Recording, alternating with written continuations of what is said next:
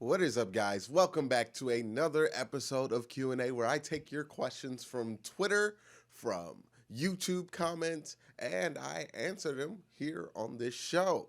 And this week we got a bunch of questions about the Baker Mayfield situation. And we're actually going to start off our questions this week with what's in the thumbnail and title. I have listened. But the name is from Sean Ballantyne, who asks me, why is everyone making a big deal out of Duke Johnson and Baker? Well, the main reason, the actual reason everybody's making a big deal out of it is because it's June. And June for football, it's designed so there's nothing to talk about. So something like that, I promise you if Odell would have tweeted something, it would have been major news and hit the news wire because there's just nothing to talk about.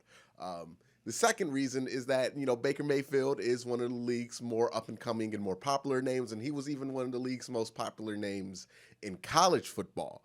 So, of course, when he came to the pros, he had success. He's going to be a very popular figure. Odell Beckham is one of football's biggest names. People are going to try to write headlines or try to, squeeze as much juice out of that lemon, especially when there's nothing to talk about. So for those of you who don't know, the drama that our friend Sean is referring to is the issues that some veteran players might have had with Baker Mayfield, as far as his comments goes with Duke Johnson. I think, first of all, this is a non-issue. Even if it did happen as it was reported, if Baker Mayfield crossed the line in the locker room and they just decided to let him know he crossed the line, it's completely fine. Not a big deal. You guys move on, and, Baker learns to be better, and, the locker room learns to follow Baker a little bit better. I don't think there's a big issue there. The only thing coming about this is that that for whatever reason, since this happened, since maybe a hiccup in Baker Mayfield's leadership has happened, people are like, oh man, is he not ready? He's a second-year quarterback in the NFL. Nobody's ready to lead an NFL team this fast. So, of course, there are going to be hiccups along the way. And everything else you've seen with Baker Mayfield has suggested that he be a good leader. And I think as long as he wins games on the field and he still carries himself with a truthful demeanor, he is going to learn how to be a fantastic leader in the NFL. And that's not going to be a problem. A little hiccup here, a little veteran, telling him, hey, maybe not go so hard on Duke. That's not the biggest deal in the world. And, it's just something we talk about now because there's nothing else to talk about. Next question is from Casey Peters, who says, why don't you expand your content to cover the entire NFL while maintaining a Browns-heavy theme? If you guys haven't noticed, I've been making more content, more about the entire league, more about a wider focus, and expanding from just being specifically Browns. Now, don't get me wrong, we're always going to have a Browns focus on this channel. I will always be a Browns fan. I will always talk about the Browns because this channel is where I talk about what I want to talk about in sports. But so don't worry, Browns content's not going anywhere. But, it is expanding. I've done a video. Last video I did was about the Pittsburgh Steelers, videos about, the quarterback, and just doing videos about the NFL in general, as this is a channel focused on NFL football, sometimes maybe dipping into college, but specifically NFL. So, yes, I'm going to start expanding and looking into covering more teams. But before I do that fully, I want to make sure I'm prepared. So I'm giving solid, good coverage, and I'm knowledgeable about every team. I just don't want to talk out the back of my neck about stuff. This ain't Fox Sports 1. And the next question comes from Cleveland to Cali, who has a Cavs question. So let's look into it. And the next question is from Twitter. And again, if you want to ask questions on Twitter, there is much less people asking questions on Twitter. So if you want your tweet featured on the show, which it has a higher chance to do, follow me at QnC. A lot of you guys did it last week. Continue to do it this week, please. Next question is from Cleveland to Cali, who says, should the Cavs trade and rebuild around Colin Sexton and the new draftee? Short answer, no. Long answer, I don't think Colin Sexton and the number 5 overall pick is going to be somebody worth building around. I think the Cavs need to be able to acquire as many assets, acquire as many draft picks as they can to be able to find a player that's worth building around. I mean, you want to find somebody who's worth building around before you start just putting all the pieces together. You don't want to end up in a situation where you have a lot of guys who you drafted early who have a lot of potential, but they don't fit at all, and you end up having to trade them for half their value. So I think the Cavs should just focus on dumping cap space and getting into a more manageable position, and then decide if they have a player worth building around.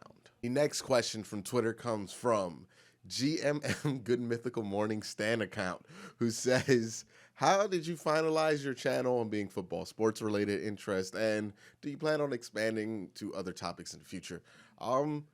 I just kind of always just wanted to talk about sports, and I love football, and that's just one of the things that I decided to focus on. And then once that started to get success in YouTube, you kind of have to stick in your little niche. So yeah, I'm planning on sticking to football and sports related content. But thank you for the question. Next question is from Casey Peters again, 2 times in one episode. That's the first time. Do you think Kliff Kingsbury's offense will work in the NFL, or do you think he's the next Chip Kelly? Don't be disrespectful to Chip Kelly, okay? Kliff Kingsbury is not Chip Kelly. Chip Kelly actually won games in college. Chip Kelly did stuff in college. Chip Kelly has had success. Kliff Kingsbury has not had success. Now, if he's good in Arizona, I'll eat those words, but I'm not even about to be disrespectful to Chip Kelly. I don't see Kliff Kingsbury as being anybody who's going to bring any revolution. I don't see him as having this revolutionary offense that everybody talks about him having in Texas Tech. I just don't see what he's going to bring that's so special to the NFL other than the air raid, which we've seen people who are better coaches bring into the NFL in better ways already. So yeah, if Kliff Kingsbury's works, you can record this and show it back to me and tell me I'm a dumbass, but I ain't even going to entertain Kliff Kingsbury, and I'm not going to be disrespectful to Chip Kelly. Next question is from Giants Nation, who asks, what do I think of Jason Whitlock? Oh, Jason Whitlock is awful. I respect on a level Colin Cowherd. I don't have much love for Jason Whitlock. Jason Whitlock is on the bottom of my list. I'm not a big fan of Jason Whitlock. If you're a big fan of Jason Whitlock, good for you. I do not look forward to listening to Jason Whitlock. Next question comes from Robert Brogdon, who says, is the Todd and Freddie rumors a big issue, or is it being blown out of proportion? I'll let Jarvis Landry answer this question. Who's your source? Where's you getting all this from? NFL Network. Listen. The next question is from the Catster, who says, what do you think Dontrell Hilliard's role will be? Apparently, he's oppressing a lot of people in minicamp. I think Dontrell Hilliard's role will be as the third running back or the backup running back. I think he'll do solid. Again, backup running back, third running back, not a role that has a lot of expectation, especially on the offense that has as many passing threats as they do. But I think he'll be able to fill that role solid. I think he'll be a nice surprise, and I think Dontrell Hilliard will make this team's roster. The last question comes from Spastic PS4, who says, is Baker really a good leader considering he's an all-or-nothing guy? We've already heard reports that veteran players have approached him after he spoke out about Duke. A quarterback who creates an internal divide is not a great start, but not what you want out of your QB. All right, so there's 2 parts to this question I'm going to answer. Is Baker a good leader? Yes, but he's also a young leader, I would say. So he's going to have missteps. The Duke Johnson thing maybe was a misstep. I don't think it's the biggest deal. I don't think the people who approached him about it thought it was the biggest deal, but they thought it was something he should know, and they approached him about it. The second part is, just because a teammate approaches him does not mean there's an internal divide. I think that's a healthy jump to make from, being approached to there being a huge divide when it comes to this situation specifically.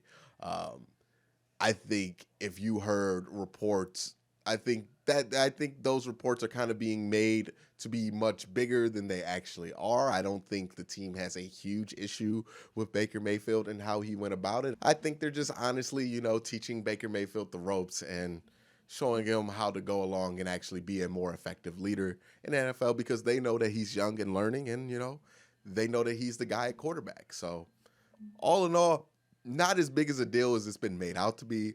And I think Baker can be a great leader. I think there's a lot of all or nothing guys who've been great leaders in the NFL.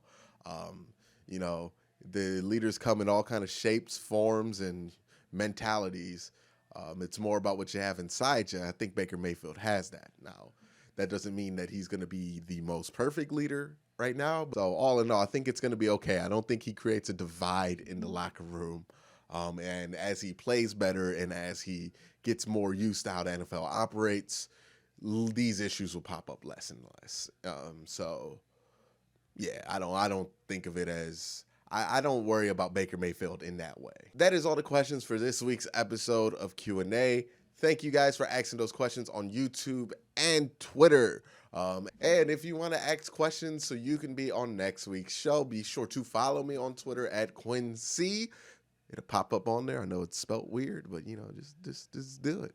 Follow me on Twitter there. And if you like this video, like what I had to say, please hit that like button, hit that subscribe button, and ding the notification bell so you can know every time I upload 3 times a week. And if you want to give $1 or so a month, then consider joining the Worst Take Patreon. If you join, you'll get your name added to this nice little ticker bar at the bottom, so you can flex on all of your friends who watch this show that you're technically in the video. And in the comment section down below, let me ask you guys, if you guys think Baker Mayfield is a good leader, how much does he have to learn? And, how do you think these issues will pop up regularly with Baker Mayfield and they just come with who he is?